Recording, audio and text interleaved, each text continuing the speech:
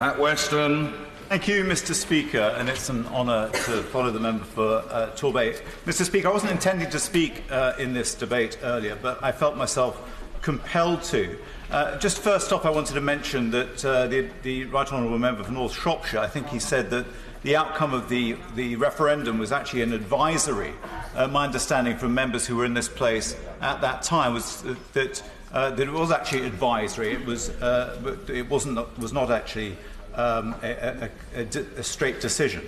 But the reason why we're here today is because there has been a catastrophic failure of leadership and management by one person, and that is the Prime Minister.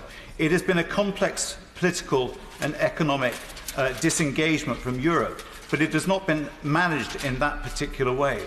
And I'm afraid it really has been down to her. So I cannot, and I'm sure members across this place cannot sit here and listen to the words describing us or this place as a laughingstock, or that somehow that we are not following the will of the people.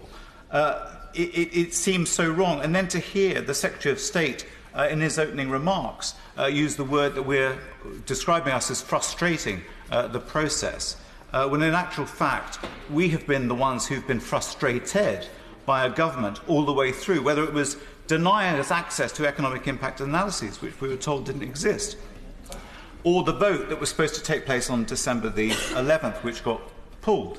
And so it goes on.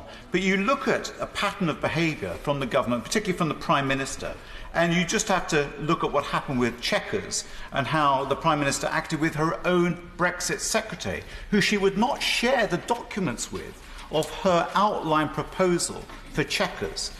And it was not until the day before, as I understand it, that she gave him, the Honourable Member for Halton Price, access to it. And so it goes on. And you realise that this is not a leader in the true sense who has chosen to take us with her on this project, but one who's acted almost in isolation, alienating us from this process, and has actually sought really to plough her own furrow in a way to see through some sort of legacy project when she knew all the way along that there would never be the support for it. And so we've seen very much a divided cabinet as a result, and a divided government. She never sought to engage us and involve us at the beginning of the process. She never sought to scope out what the implications may be with partner countries, or with trade unions, or with the devolved administrations. So we're now here in a situation where we don't support her.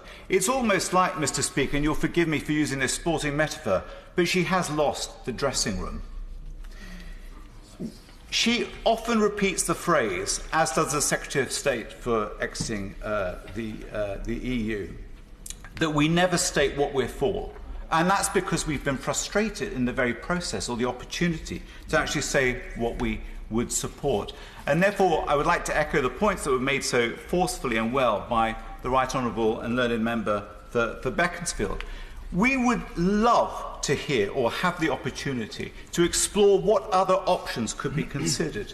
And that is what I would call for, is that next week that opportunity should be revisited in this place, because it is the only way that we will begin to not just reunify this place, but begin to reunify the country, to explore what are the options where we will get a majority for support. And then we can work at somehow resolving this crisis that faces us as a country, but also a crisis that faces us. So I would urge us, for unity and strength next week, that we should support such a proposition, because I believe, and I think it is a position that is supported across this place, it is the only way we will achieve some way through. Thank you, Mr.